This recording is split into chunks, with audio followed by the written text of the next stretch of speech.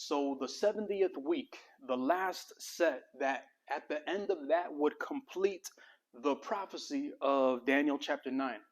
And it's all connected to one verse, verse 27, and it states, and he, be aware of the he that was previously mentioned in verse 26, the he, the prince, the Roman, and he shall confirm a covenant with many for 1 week, but in the middle of the week,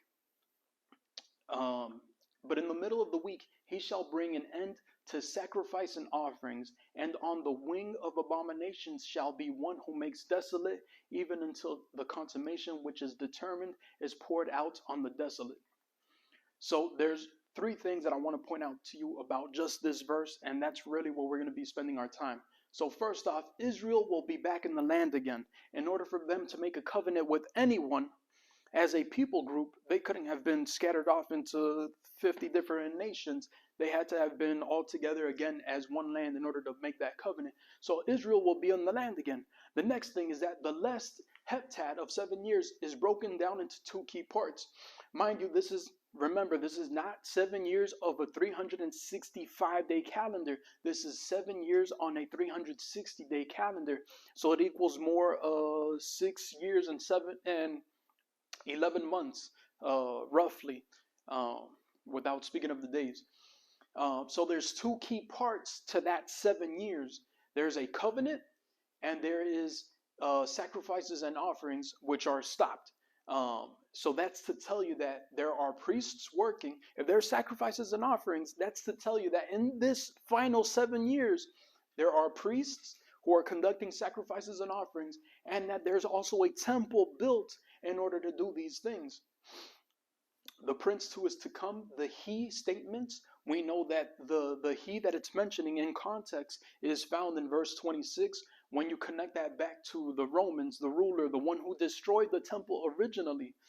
Now, will it be the same exact individual? Of course not. It's been over 2,000 years. But that's a common thread of Rome. And then one of the things that we're going to see when we dive into the tribulation classes is, how do we follow the thread of Rome? What happened? Prophetically speaking, it does not mention another kingdom, but it mentions Rome transforming.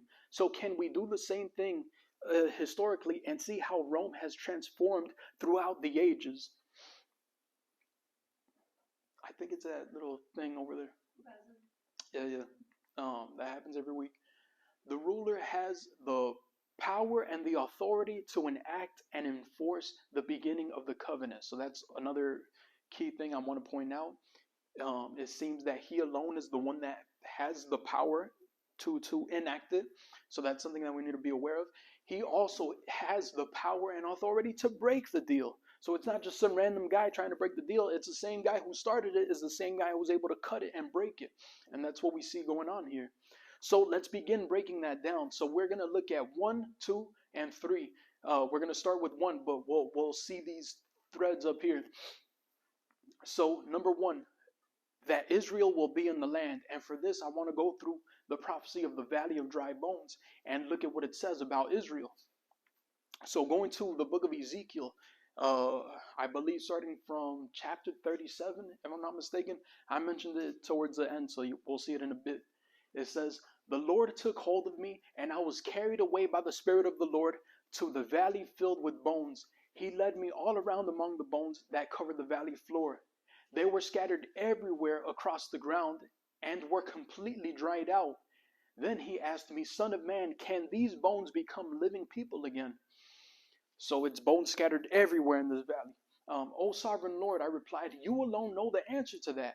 Then he said to me, speak a prophetic message to these bones and say, dry bones, listen to the word of the Lord. This is what the sovereign Lord says. Look, I am going to put breath in you and make you live again. I will put flesh and muscles on you and cover you with skin.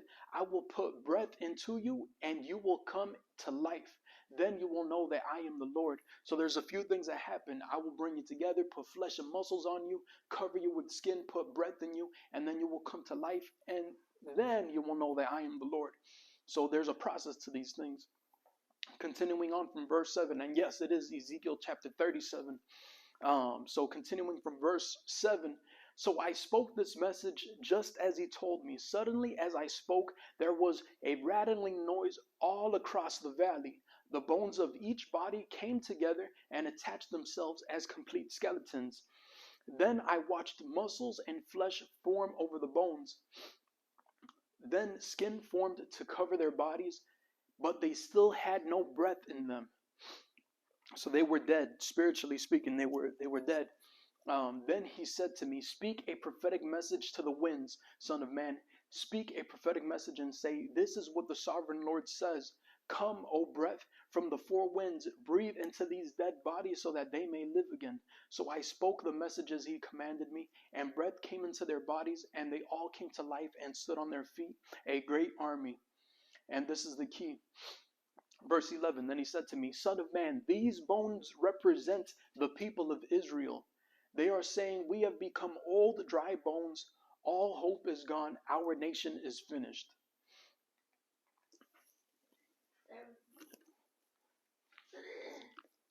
Is this a vision or did it actually happen?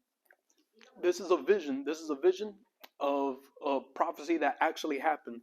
If I'm playing coy with your words. Don't play with me. I just wonder what. I mean, it wasn't the bones he did.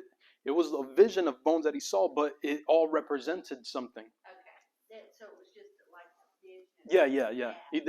He wasn't physically in a valley. I think that's where it started in verse 1.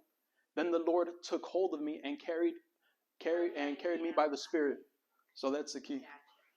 So it's definitely a vision.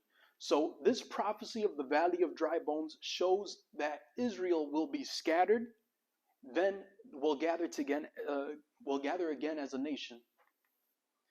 We know that in 1948, May 14, 1948, that Israel became a nation again. The process of the Hebrew language revival began actually in 1881 as Eliezer ben Yehuda and his friends agreed to exclusively begin speaking in Hebrew in their conversations. As a result, the language, which had not been spoken as a mother tongue since nearly the 2nd century AD, once again became a national language for Israel. So I kind of just mentioned that as a little tidbit, that it started, the language being spoken again commonly started back in 1881. What country, what nation, what language can say that? That doesn't exist anywhere. Now it's a internationally recognized language again after being dead for nearly 2,000 years. Same thing again with the nation. So the prophecy also mentions a second phase where the bones, flesh, and bodies are gathered, but they still did not have breath. This is more than likely a reference to the fact that although they're together as a nation, they are spiritually dead and in open rebellion for not accepting Christ. So they are together as a nation, but go to Tel Aviv. I remember when I went to Israel, so many of my secular friends were telling me, "Oh man, Tel Aviv is lit. It's awesome. Yeah, man, go to the clubs, this and that." I'm like, "What? I'm trying to go to Jerusalem." I'm trying to go to Jerusalem and do this whole Bible walk and everything. But that tells you a little something that, yeah, Israel is together. The bones and the flesh, they're together, but they have no breath in them. And even though the Orthodox Jews, they're still in open rebellion for not accepting Christ. They are still spiritually dead. But yeah, we just wanted to point out that of the valley of dry bones. It's an interesting prophecy that we see is already in the midst also of being fulfilled. They just need the breath. The breath again will come at the end of the tribulation. Number 2, the second thing that we saw from verse 27, the coming covenant. So since Israel became a nation in 1948, we see a few key covenants that have occurred during that time. I'm going to list these out to you now. So the first significant one being the Oslo Accords, the first one from 1993. There was an attempt to set up framework that would lead to the resolution of the ongoing Israeli-Palestinian conflict. It was the first face-to-face agreement between the government of Israel and the Palestinian Liberation Organization, the PLO. In 1994, Israeli Prime Minister Yitzhak Rabin, Israel's foreign minister Shimon Peres, and PLO chairman Yasser Arafat received the Nobel Peace Prize following the signing of the Oslo Accords for their efforts to create peace in the Middle East. Not for creating peace, but just for their efforts. They got the Nobel Peace Prize. They kind of give it to anybody nowadays. The Accords, however, never resulted in peace, that being the first significant one from 1993. Second one from 1995, Oslo's Accords, the second one, also failed shortly after. What do we see next? The next significant one being in 2003, the Roadmap for Peace. Plan to resolve the Israeli-Palestinian conflict proposed by the Quartet of the Middle East, the United States, the European Union, Russia, and the nations. So actually a lot more nations gathered to try to solve this process in 2003. The principles of the plan, originally drafted by the U.S. Foreign Service officer Donald Bloom, were first outlined by U.S. President George W. Bush in a speech in 2002, where he called for an independent Palestinian state living side by side with Israel, so a two-state solution. A draft version from the Bush administration was published in November of 2002. The final text was released on April of 2003. The process reached a deadlock early in phase one, and the plan was never implemented. Again, peace coming on the way. It didn't work out. It failed. That's a common thread that we see. They started, it fails. That one, it failed shortly after. Same thing here. Next one, 2010 through 2011, the Israeli-Palestinian peace talks. Direct negotiations between Israel and the Palestinian National Authority taking place since September 2010 as part of the peace process between the United States President Barack Obama, Israeli Prime Minister Benjamin Netanyahu, and the Palestinian Authority Chairman Mahmoud Abbas. The ultimate aim of the direct negotiations is reaching an official final status settlement to the Israeli-Palestinian conflict by implementing a two-state solution, with Israel remaining a Jewish state and the establishment of a state for the Palestinian people. Again, another two-state solution, as we saw here, also failed, never came to fruition. So what do you see the common thread? So that's, I believe, the one from maybe 1993, I'm not sure. This is the 2003 one, and this is the 2010 one. Hillary on behalf of Barack. The United States continues to be one of the key people. Will it be the ultimate one? Possibly. Let's see. Speaking of Rome, we know that the prince, I'm getting ahead of myself because it's something that we really need to dive into for the tribulation. But speaking of Rome and how to follow that thread, again, we'll investigate this further on in the future. But I believe that you can technically argue that the United States came from a thread of Rome. So many things came from a thread. Can you consider that being a child of it, of that? We'll see that in detail. You don't have to believe me, but it could be, it's a possibility. But moving on, those are things in the past. What do we see nowadays? So the Trump administration, mind you, this is still a little bit old. I haven't updated it, but it is still significant, which is why I mentioned it. The Trump administration was pursuing the same and had made a significant impact. And this is where we really need to begin paying attention. So since he became president in 2017, and one of his goals was to pursue another peace plan, almost every United States president tries to pursue the same. Same thing with Obama. I paid close attention. He failed. But I was getting excited for this one. Come January 2020, when after years of preparing this, it was finally revealed, I was like, let's see. And I want to be critical. I don't like being the Christian that says, yup, this is it. A lot of times, and I know my sister can be a witness to this, a lot of times I tend to avoid Christian sources because the Christian source typically leans to just saying, oh yes, it's this. When I like getting an unbiased view on things. So in general, the point I want to get out is that I like being unbiased and looking at things critically. So come January 2020, he reveals the plan. the plan is revealed, but the Palestinians openly reject it. They didn't even read the plan. They just rejected it. Before it was even released, let me put it that way. Before it was even released, they had rejected it. Now, me looking at that critically, I was like, either way, that couldn't be the peace deal of Daniel chapter 9, verse 27. That couldn't have been it. Because either way, this peace deal would not fit into the scope of the prophecy, because it does not allow for Israel to rebuild a temple. Something has to happen there for that to occur. They wanted to remain the status quo on the Temple Mount. The status quo of the Temple Mount being that it is controlled by Saudi Arabia, and that it is a mosque and not a Temple Mount. So for that peace deal to remain the status quo does not give the opportunity for there to be a temple in Israel. So even me looking at this, I was like, well, either way, it wouldn't have been part of that prophecy. It doesn't match up.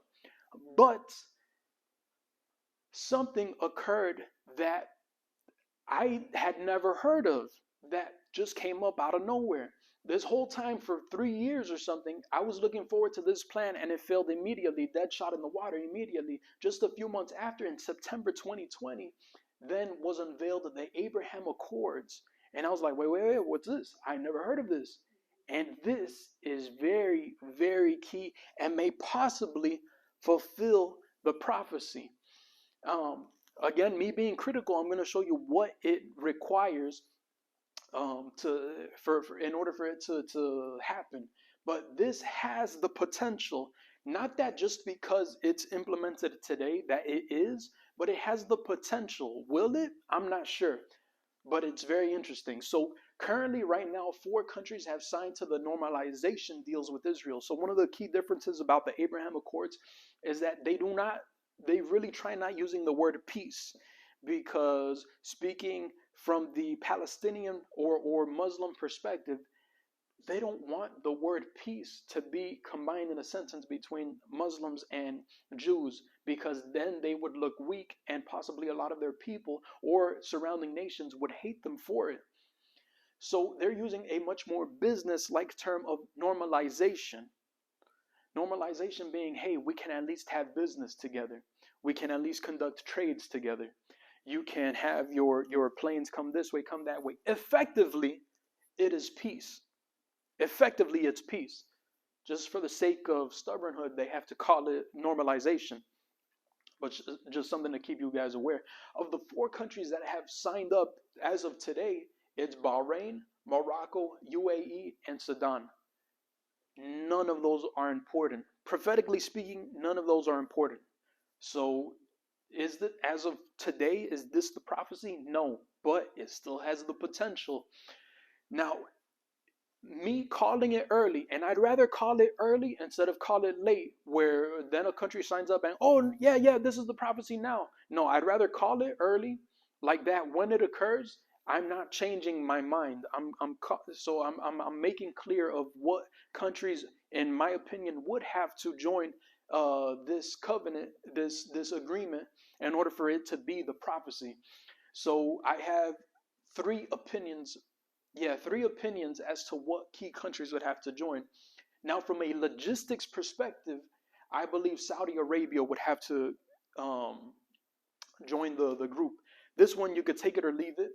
But from a logistics perspective, I believe that Saudi Arabia should and would have to join the Abraham Accords, for the simple fact that they are the ones who control the Temple Mount.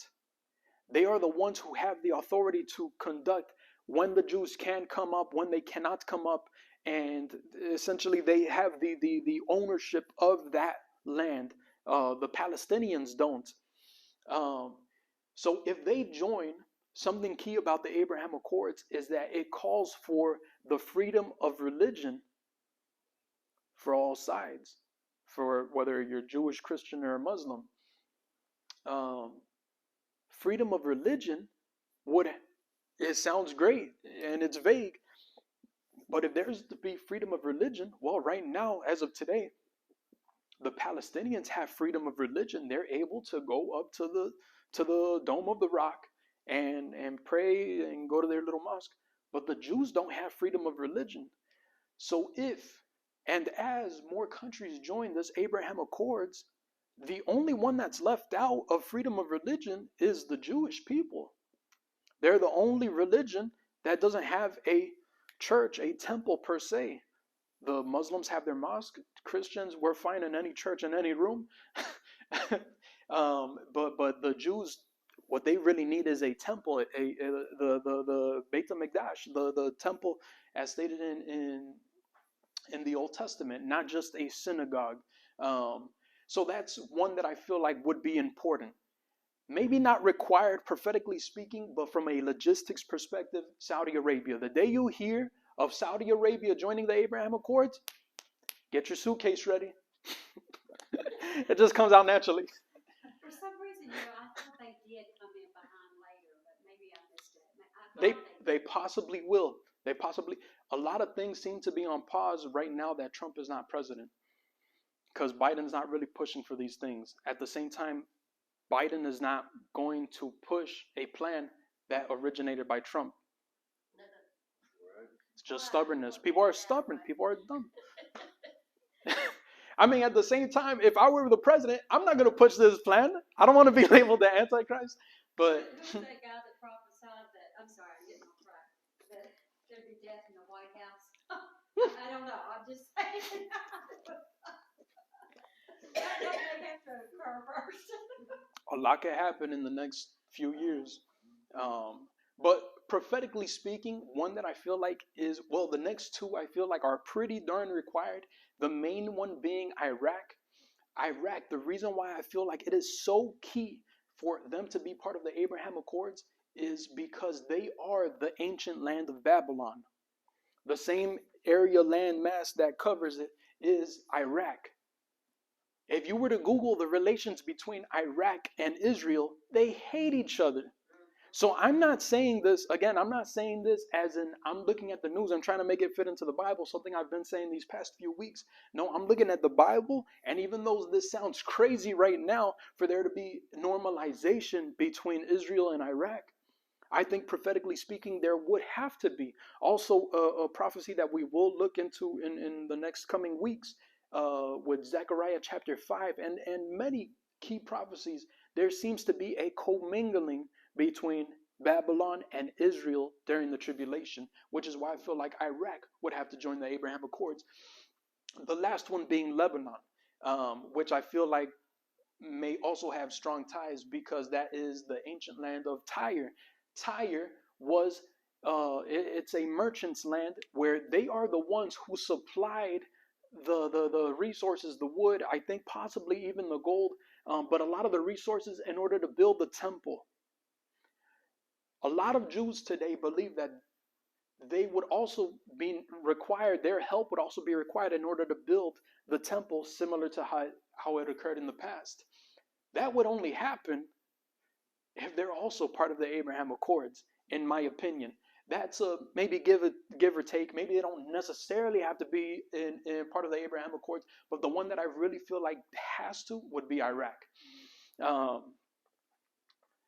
Moving on, Palestinian peace is still important. So I didn't mention the Palestinians, but it would still be important because think about it. If the first 3.5 years there's peace in the land of Israel, well, who else is in the land of Israel? The Palestinians.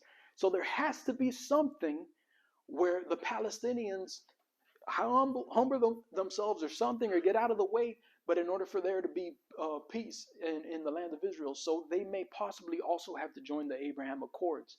Again, that's not something that you see getting ready to happen right now. So although it is exciting that we have these 4 countries, prophetically speaking, these 4 countries are meaningless.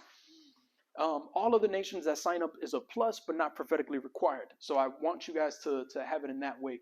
Now you can read the Abraham Accords. This is a government website. This is our United States website, state.gov/Abraham-Accords, and you'll read that. The key thing, if you do take your time to read it, that I want you guys to be aware of is the portion where it speaks of religious freedom for all. That's key. And little by little, you start seeing those countries sign up at the bottom of what countries have signed up so far. Not getting political, but Trump was a big proponent of free religion. Yeah. Church. Yeah. The ones that signed up for the religion thing, it's more than those four that signed for the peace? I haven't done a lot of research on that one, on the Abrahamic faith house, but I think, yeah, there are. I got to do more research on it, but yeah, it's happening. It's happening.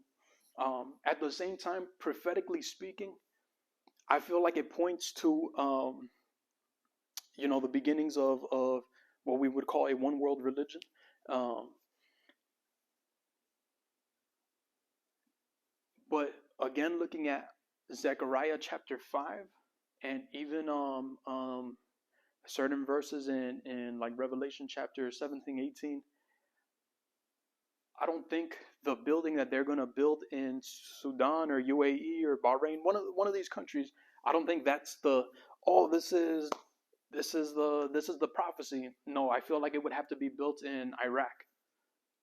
The day you hear of something, some united religion thing being built in Iraq, I would be like that.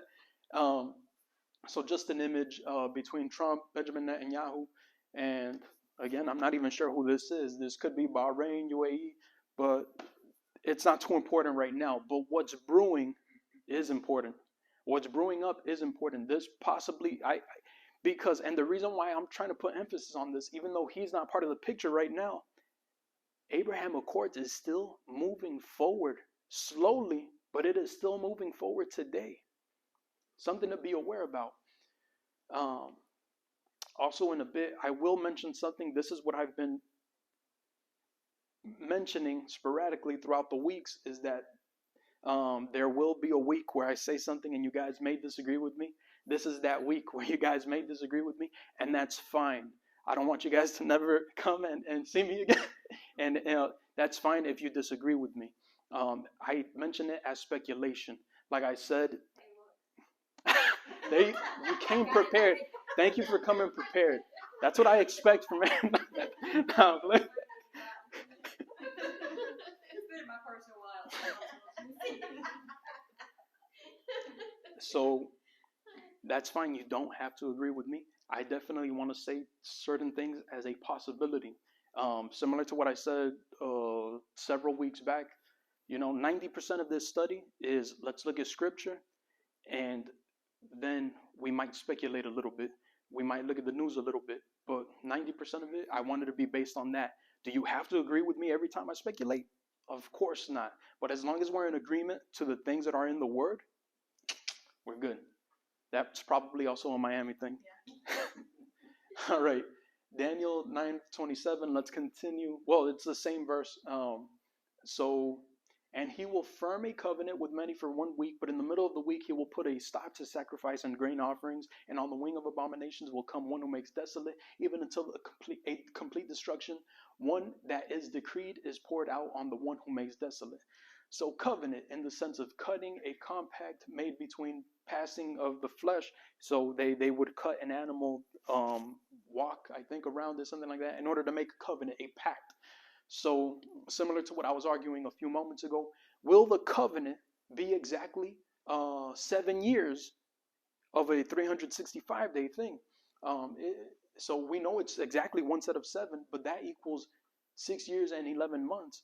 Are we ever going to hear on the news of, and peace treaty just came and it will be for 6 years and 11 months?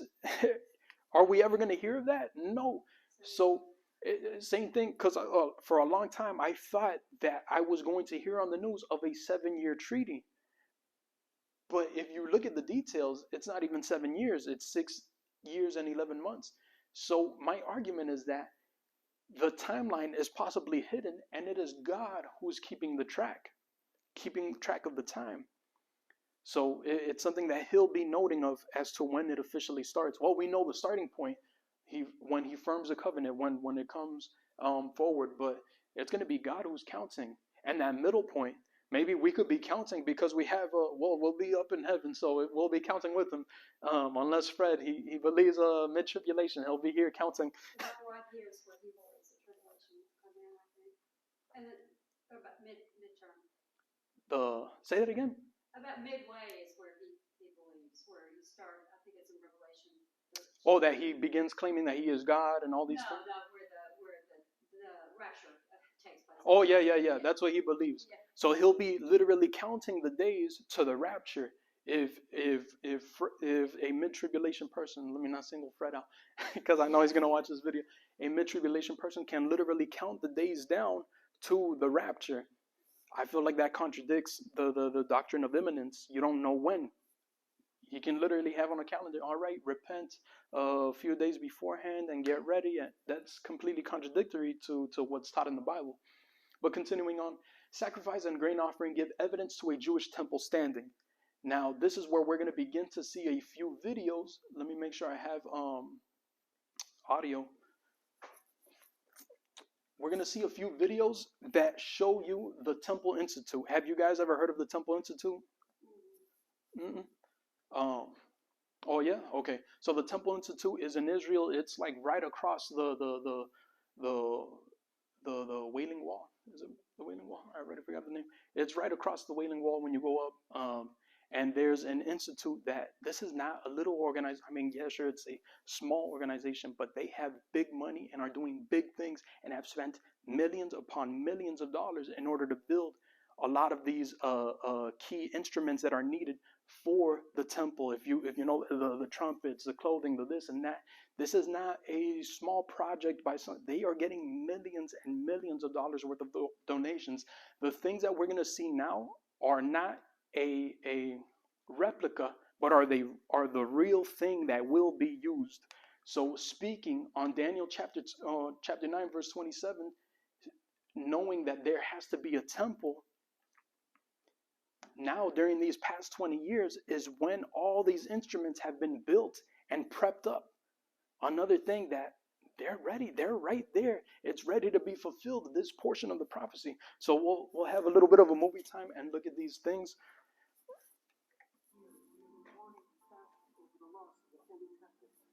Change has come. Israel has returned to her land. The temple ground is in our hands. The words of our prophets are coming true before our eyes. The rebuilt holy temple is no longer a distant dream, but all that we can realize. Through outreach and education, the training of today's generation of Kohanim, the recreation of the sacred vessels according to halakha, ready for use in the rebuilt holy temple and more. The Temple Institute is working tirelessly to prepare Israel and the nations for the rebuilding of the holy temple, soon and in our days. Support the work of the Temple Institute. That being the Ark of the Covenant. I saw it. It didn't look too pretty in person. I was like, God is not going to reside in that. Red heifer, another key thing. Let me briefly, I'll explain it later, the red heifer. But look at the red heifer. This is key also for prophecy. Hello, this is Yitzhak Reuven from the Temple Institute. Today is the first day of March 2021. It's the 17th of Adar 5781.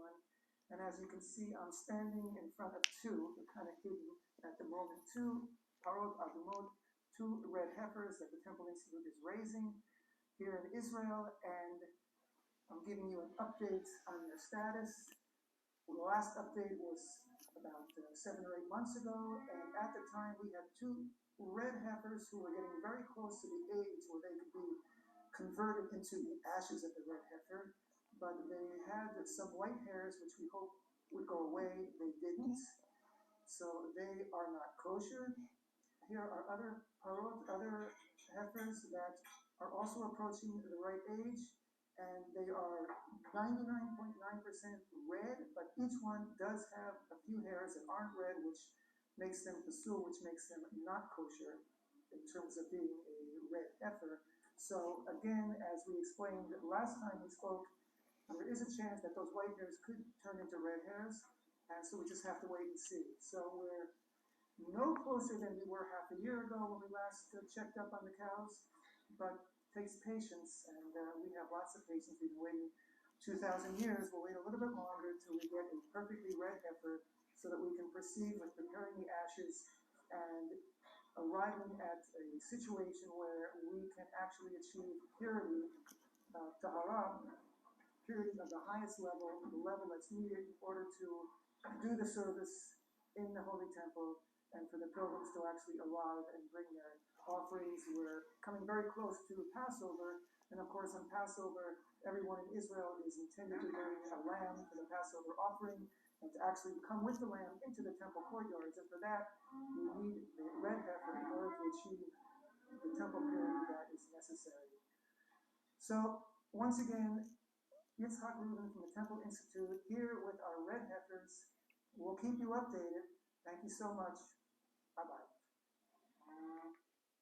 All right, and this is the blueprint to the temple.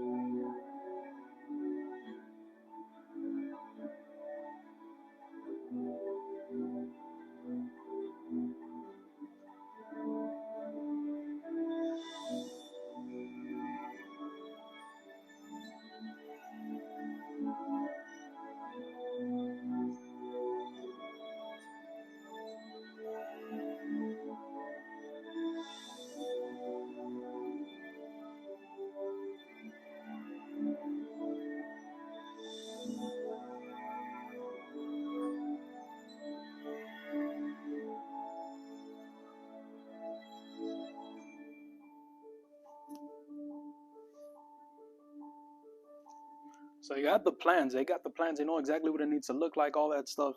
It's really just the giving me the green thumb up of, okay, go ahead and build it.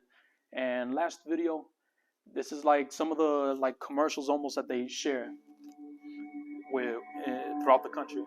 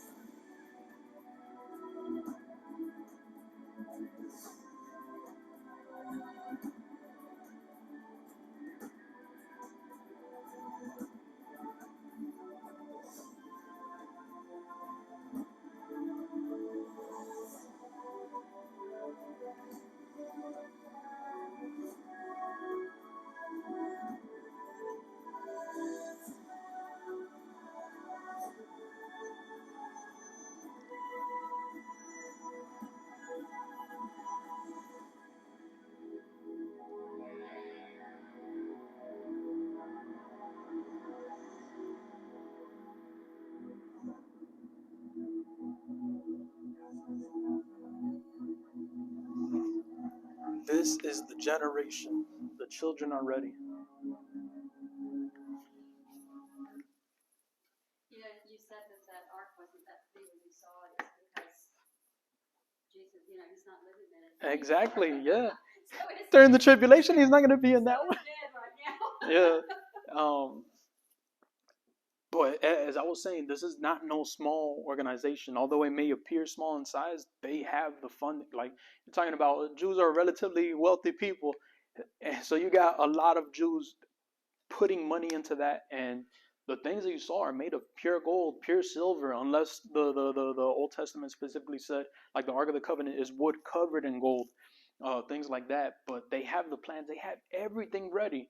It's just something would have to happen, whether with something like the Abraham Accords or without something like the covenant, because a temple could technically exist even without the covenant. So I always want to be careful when I explain this to someone who's not a Christian. Um, just because there is a Jewish temple does not mean that we're in the tribulation. Already getting into some technicalities, but if there is a covenant, um, then yeah, you would, well, a covenant that meets certain requirements, not just because there's a covenant today, but it's not with any countries that it even matters with. But when it's with key countries and there's a leader who began it and all that stuff, and there's a temple, all that, when all those check marks are there, then yeah, we're officially in the tribulation. At that moment, now we're either all together up in heaven and telling Fred, hey, Fred, you were wrong, but it's okay. Or we're all here on earth and we're looking at Fred like, yo, I guess we are here for at least half point, if not towards the end. And this is then really you got to ask yourselves, well, what am I going to do for this remaining time? Am I going to hide, or am I going to evangelize and possibly become a martyr? But that's another topic for another day. Speaking of, I'm sorry, I don't know if it plays a part in this or not, but and this is just hearsay. Just a clip off of Billy Graham's program the other day. As you said, everything is pretty much there in place, and there's this one thing they started to work on the crown 2 months ago, and they're finishing the high priests, yeah. They're finishing that piece of it, and they had the source and all this kind of stuff. But that's evidently, supposedly, from what they were saying, the last thing that they've got. Yeah. Other than the waiting on the helper and stuff, because they age in and out. That's good. Too. But I don't know. So that's just that was. Oh yeah, that's good. I thought the crowns were done beforehand. No, that's good that they're done. That's it. I mean, it's really just the building that's left. Oh yeah, the red heifer. I'd have to go back to the red heifer too. Remember a couple of years back, probably 5 years ago, when those little baby red heifers were born with the sevens in their forehead? No, I don't remember that. Yeah, there was 2 of them, and they were at 2 different times from 2 different farms. But they were red heifers, and they had the 7 that was shaped. It was in white. They weren't pure. Oh yeah, they wouldn't be pure. In the 7, but it was shaped as a 7. Interesting. So that, you know, for 7s and 70s and all those are very prophetic years and numbers as well too. So, but anyway, very interesting. So with the red heifer, I mean, at this point, I've looked at so many red cows that I'm not shocked anymore. But when I had first heard about it, I'm like, what? A red cow? And it is something that's rare. Levitically speaking, for the purposes of the temple, it is also required. So if we're speaking of a new temple, there needs to, the first sacrifice that occurs in that temple, on that altar, it can't just be a lamb, it can't be anything. It has to be the ashes of a red heifer. This is also a great way to see whether or not we're moving forward or not with prophecy, paying attention to these little red cows. Just a few hairs away. Mind you, this last update was March of 2021, and I want to point something out to you. When they go silent, usually they were updated. Like, I'm a nerd for this. I stay paying attention to these videos of when they come up. The last time they updated us was March of 2021. Before that, they were updating maybe every 6 to 8 months. For them to go silent for a year, tells me something may have happened, because they'll tell you when something is not happening, but they won't tell you when something has happened. And there's a few things that coincide with that. Yeah, as you were going to say. No, I find it interesting. He said they were watching the hairs as well. And so also saying that God could change those few white hairs that are there. Exactly. No, let me just delay it a little bit longer. Yeah, yeah. It's an interesting way of looking at a prophetic time clock. Let's look at those hairs. Because how many in the past like 8-10 years, I've heard of so many red heifer candidates, and every single time, oh, it's perfect, white hair, and just two white hairs already disqualifies it. It can't be no more than one white hair, something like that. You think that could be significant too? How many white hairs are on the red heifer? Is What? it 1, 2, 5? But they would literally count it. I don't know. But I do find this interesting. So for a long period of time, there was only, like I continue to always hear of, a red heifer. But lately, the trend I've been seeing, because this is in the first group I see, where I see 2 red heifer candidates at the same time. I feel like this almost points at the Moshiach ben David, Moshiach ben Joseph, that I was highlighting at. Could be, but let me just continue. As of March 2021, the Temple Institute has 2 possible red heifer candidates that may be able to be used as a temple sacrifice. Both candidates have a bit of white hair, and if they do not turn red, they will not be considered kosher. A great way to see how near we are to prophecy fulfilling, or if God needs more time, is if he turns those hairs white. We know that God has the ability of doing that. Now, what are these red heifers needed for? It is the required first sacrifice to dedicate a new altar. The ashes are necessary to cleanse the high priest. The high priest is also the one that cleanses all other priests, but it's the high priest that needs to be cleansed first. It is by those ashes that he's able to be cleansed, and for all priests to be labeled Levitically clean for temple service.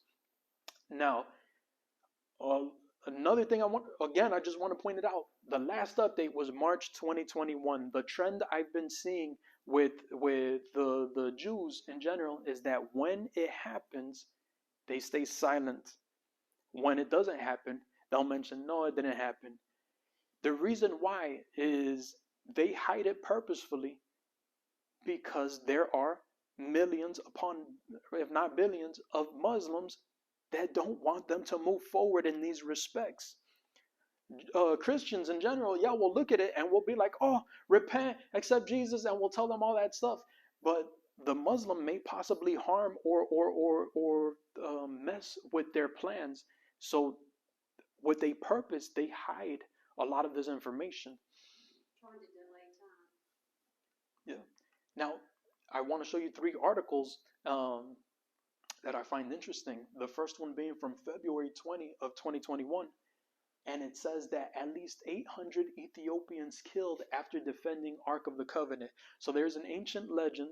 There's 2 key ones. That either the Ark of the Covenant is somewhere hidden under Jerusalem, under Israel, under Jerusalem, like under Hezekiah's tunnel, which has still not been excavated, but it may possibly be there.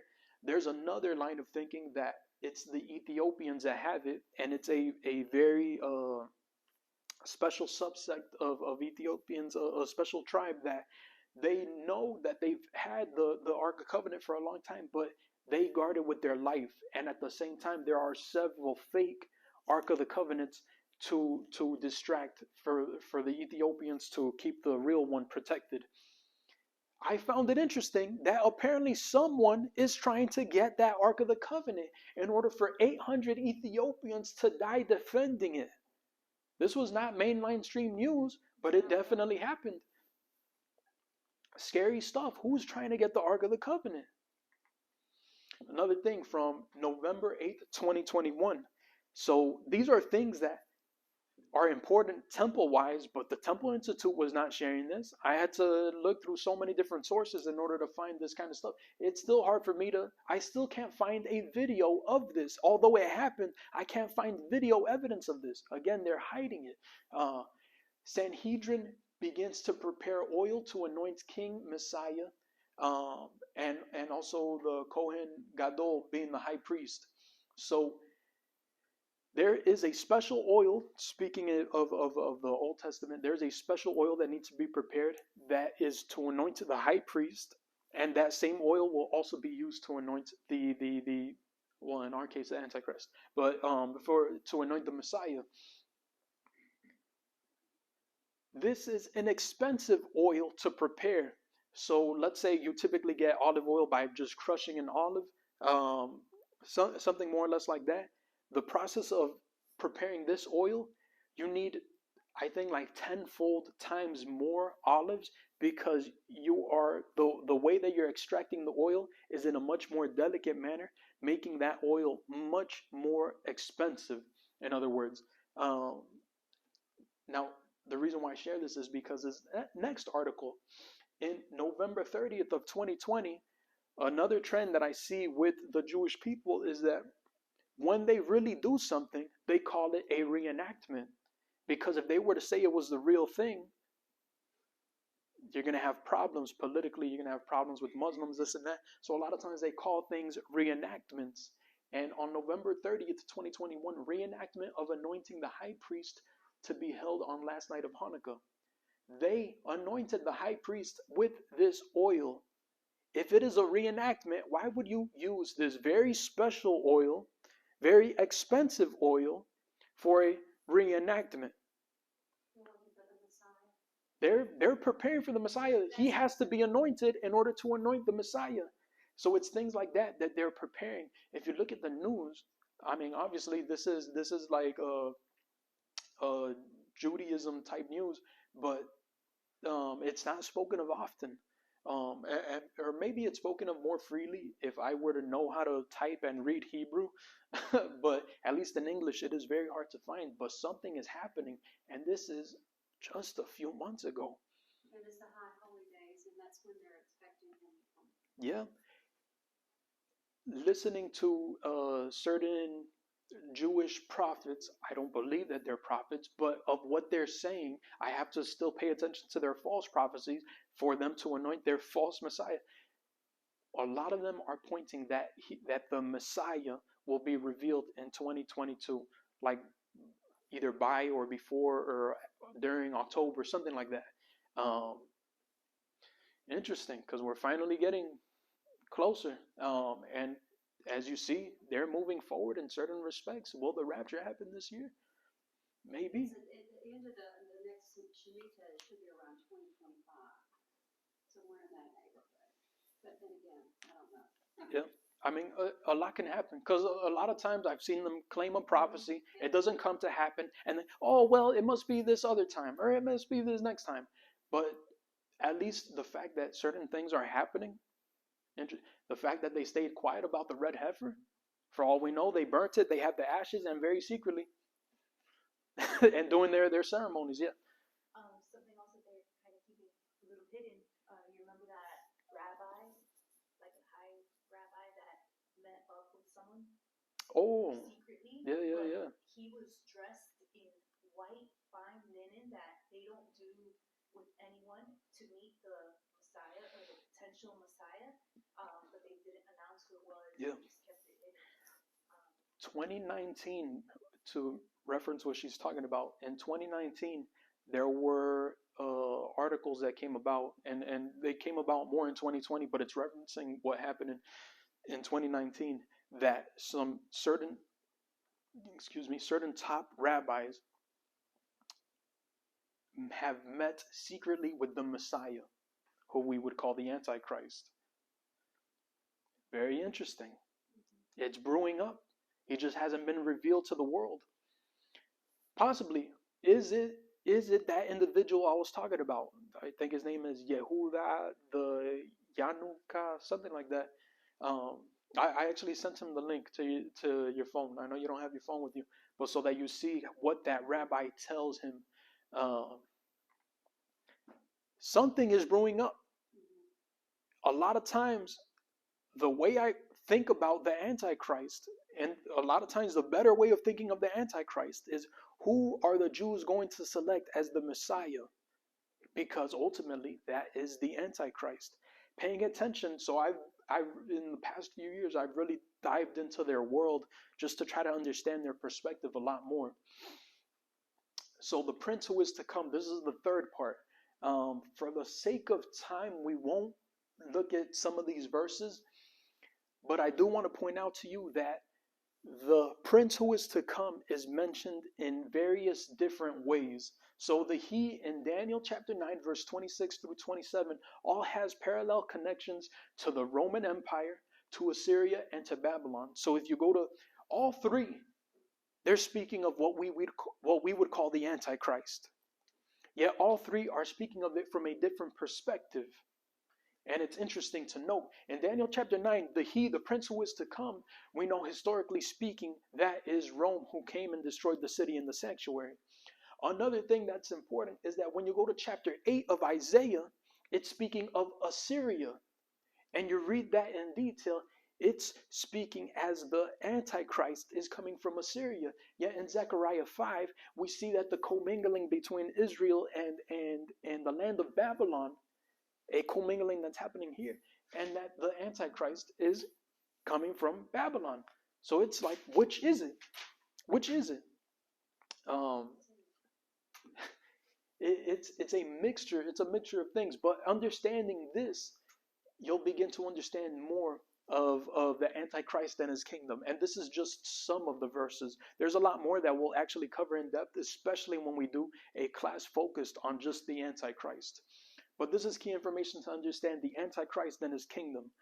One thing that, of course, is important to point out is in Ephesians chapter 6, for we are not fighting against flesh and blood, but against rulers and authorities, against powers, against the world forces of this darkness, against the spiritual forces of wickedness in the heavenly places.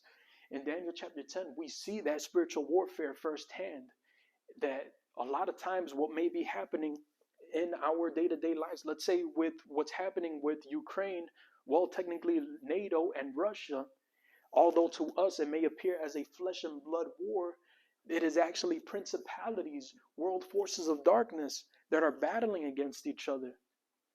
In reality, that's what's happening, and they are the ones influencing us, not the other way around. So it's interesting to see that kind of insight. Another verse mentioning the king of Babylon, message to the king of Babylon in verse 12. Let me actually pull that up because I can't remember what I was referencing here.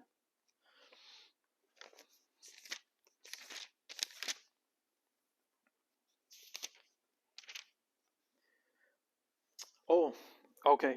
This is the verse where it at first begins speaking to the king of Babylon, but then the language changes come verse 12, where now the prophet is speaking directly to Satan. Oh, how you have fallen from heaven. Morning star, and so on and so forth. Again, pointing at the fact that this is a spiritual battle. He was first directly talking with the king, but then speaking to the one who is influencing that king. Just another concept to be aware of. Let no one in any way deceive you, for the end, the tribulation, will not come unless the apostasy comes first, and the man of lawlessness is revealed, the son of destruction, who opposes and exalts himself above every so-called God or object of worship, so that he takes his seat in the temple of God, displaying himself to be God. Now, broken covenant in the middle of the week, and this is something that Jesus references in the Olivet Discourse, where it says, therefore, when you see the abomination of desolations, which was spoken of through Daniel the prophet, standing in the holy place, let the reader understand. Then those who are in Judah must flee to the mountains. Whoever is in the housetop must go down to get the things out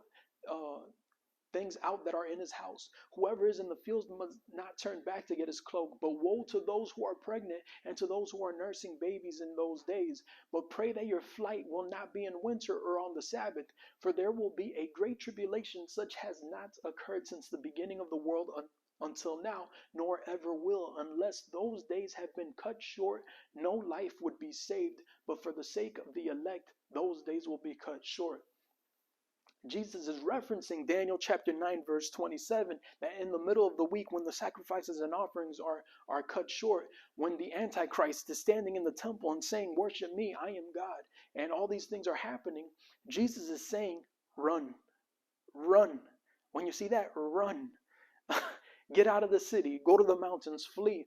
And being in Israel, it helped me visualize that a lot more, because you can see the Temple Mount, the whole area there, the old city, and then you see the Mount of Olives a few blocks down that way. Walking, it takes maybe 30 minutes, running maybe 15 minutes. But it's like run, head to the mountains, disappear, because there's destruction coming that way. And if you can't run even farther. I dreamed of that, but not of there, but it was in the city where I lived where it took place. And people were going to the river and running and holding on to barrels and floating down the water to try to escape. Where?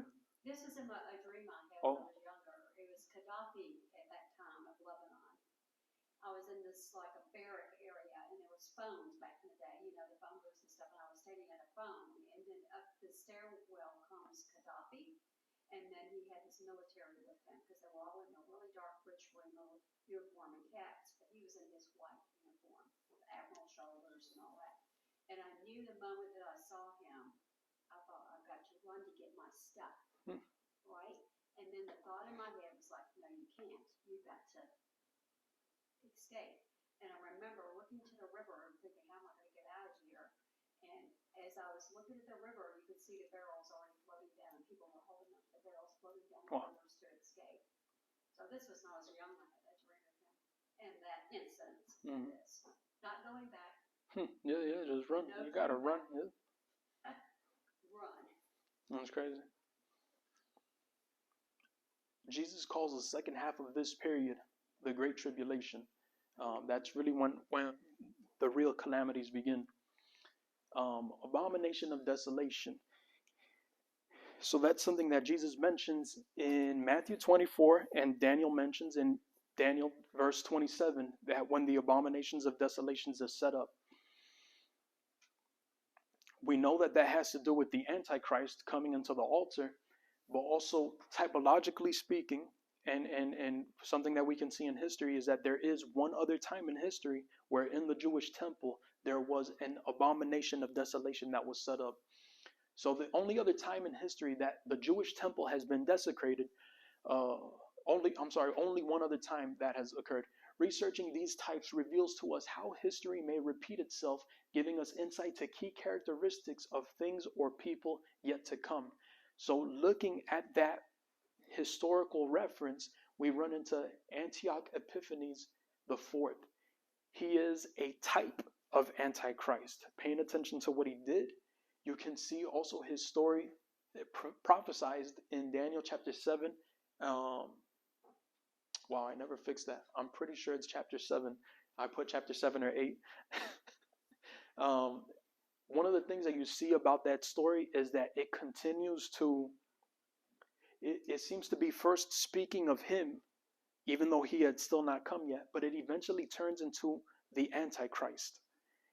So we can use him as a type, per se, of the Antichrist. One of the things I want to point out to you about Antioch Epiphanes IV is that he changed his name. He changed his name to Epiphanes, which means enlightened one. Epiphany, like, oh, I had an epiphany. Enlightened one, smart, however you want to think of it. He was slandered. So although he named himself the enlightened one, he was slandered by others as, oh, he's Epimanes. Now, obviously, we don't catch the pun. It sounds similar, but Epimanes means the mad one. So he was calling himself the enlightened one, while everyone, those that didn't like him would slander him and call him the mad one, the crazy one. This is the guy who led to the desecration of the Jewish temple. The Hellenistic Jews joined an alliance with him, while the other faithful did not. So there were still a portion of Jews that did not accept him, but there were those Jews that accepted him, and the things that he wanted to do with the temple, they agreed with it. This story is found in the book of Maccabees. I mean, you could read about it historically, but it's found in the book of Maccabees. the key ultimate things that he ended up doing with the Jewish temple is that he set up a statue of Zeus in the temple for Zeus to be worshipped in the Jewish temple. He also called for the sacrificing of pigs to occur on the altar. A pig is an unclean animal, and he was telling them to go ahead and do that. Antioch Epiphanes called himself God and ordered to be worshipped. Hanukkah commemorates the rededicating of the temple after the desecration, as described in the book of Maccabees. We also see Hanukkah is mentioned in the Gospels. Around wintertime, there is something where it didn't call it Hanukkah, it called it something like, the rededicating of the temple. They are commemorating what occurred during this time of that commemorating. So that's just interesting to learn about, because here we see a type of Antichrist. Now, this is where I get into speculation. Hold your objects of let me finish before you cast stones at me. But it's fine. You don't have to agree with me. That's A-okay. As a reminder, this is an observation, not a statement of fact. Of course. Another reminder is that the Antichrist is ultimately who Israel chooses as their Messiah. Therefore, insight to their opinion is key. I really eased my way into this one. Another important point is that the Messiah does not equal God to Jewish eyes. That's a revelation that we have. When we say Messiah, we know that Jesus is God. But that was also a revelation that occurred to the disciples. So don't expect for that connection to immediately occur with the Jews when they choose a Messiah. They will not say, "Oh, he is God." That's a special thing that we found out about Jesus. It'll eventually get there because the guy's pride will get to his head. But moving on, that is a special revelation that Christians have of Jesus. Messiah to a Jew is just a political hero, a political fighter on behalf of Israel. So they really simplify it. While Christians have raised up that calling of Messiah because of who Jesus is, they have lowered it down like, no, there could be a Messiah in every generation, but sometimes, it doesn't come to happen, this and that. So they've really lowered the bar, per se. Trump. This is where I begin. And this is something I want to point out to you before you flat out rebuke me right now. Israel has fallen in love with Trump ever since he moved the embassy. And actually, when I went to Israel was right around the time after he had moved the embassy. And the guy that was hosting the Airbnb, he's like, "Oh, do you guys like Trump and this and that?" And we're both like, "It's okay." But in general, I'm just speaking of one man, but in general, Israel has fallen in love with Trump. And it's the things that go after that, of what I'm going to state, that scare me.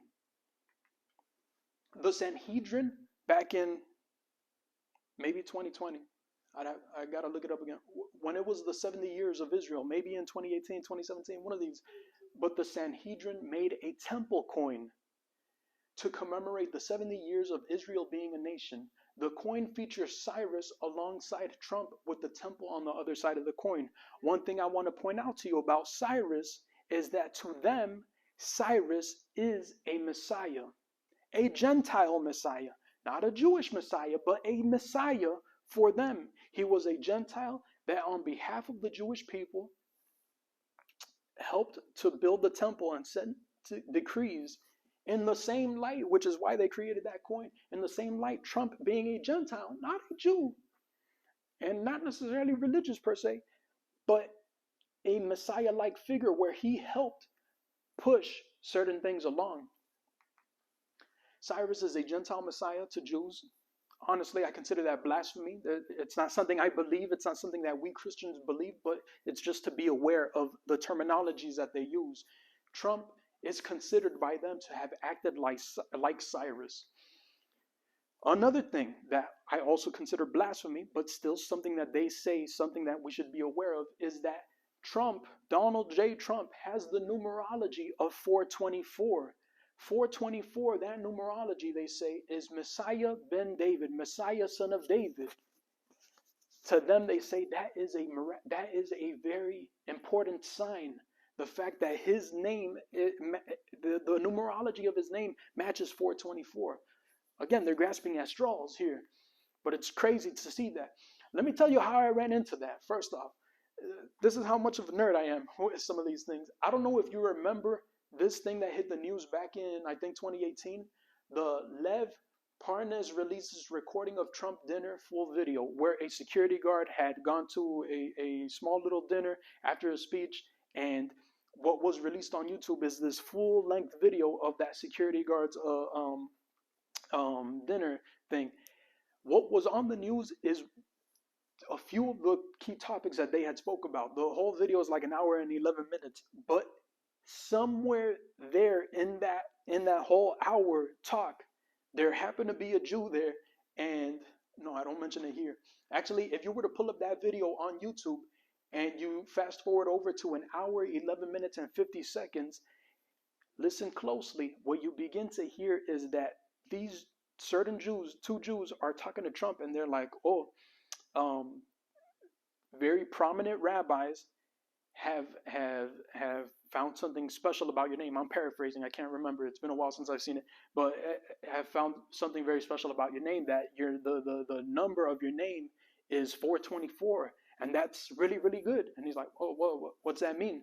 Then, that means the number 424 is Messiah, son of David. And he's like, oh, what does that mean? Like, they didn't fully explain it, but all they said was, it's a really, really, really good sign. Go ask your son-in-law, Jared Kushner, who is an Orthodox Jew, if I'm not mistaken. Ask him, and he'll tell you what that means. So someone explained it to him in detail. The fact that whispers like this are being put into his ear, whether or not he accepts it, that's one thing. But the fact that this line of thinking is beginning to occur is scary. Will he accept that calling?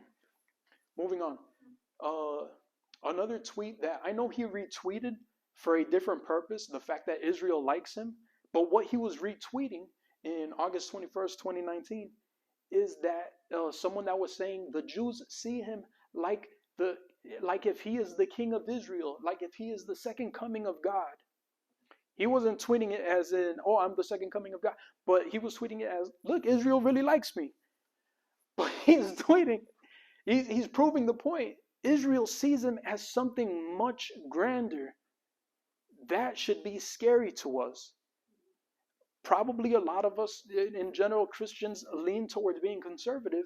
And I have close friends, close family members that have voted for him. I'm not saying don't vote for him. I'm just saying be aware that if something like this were to occur, where he steps into this kind of calling per se, draw the line. Speculation. Another thing, Abraham Accords. He is technically the prince, the king per se, that enacted it. Will he come back in 3 years? In 2 years? Maybe, maybe not. Again, another thing I want to point out is that, again, me diving myself really into the world of Jews and seeing how they speak, they're careful with their words, but during Trump's presidency, it was at the tip of their tongue to want to say he is the Messiah. They never said it, but it was getting close. Once he lost the election, then I started hearing more out loud, he is not the Messiah. So I'm like, so you were waiting for something. You were waiting to see if he would continue. But my fear is that potential really completely dead? Because what if he were to come back? And that's why I mentioned this as speculation. I may be wrong, and I'm fine with that. I'm not putting my mortgage on this. I'm not betting anything on this, but it's something that I want you guys to be aware of in case that happens. Another thing that I know I didn't list on these next few slides is that the reason why I mentioned this, even though some people may hate me for saying this, is because there are a lot of Christians that like him. That to me should be scary. In Matthew 24, verse 24, For be careful, for I'm paraphrasing here, but Jesus said, if possible, even the elect, even Christians per se, may be confused, may be led astray. So politically speaking, if you like Trump and the things, again, I got close friends, close relatives, things like that, that fall there, vote for him. But the day that something like that would occur, know to draw the line. And I'm not playing with that anymore. You get me? Just something to be aware of. QAnon. Everybody's heard of QAnon, the whole conspiracy theory. One thing I want to point out to you about QAnon is that how much is true, how much is false, I have no idea. I don't know. There seems to be small little bits of things that appear to be true, which is what keeps its followers so engaged. The thing that scares me about it is how it portrays Trump.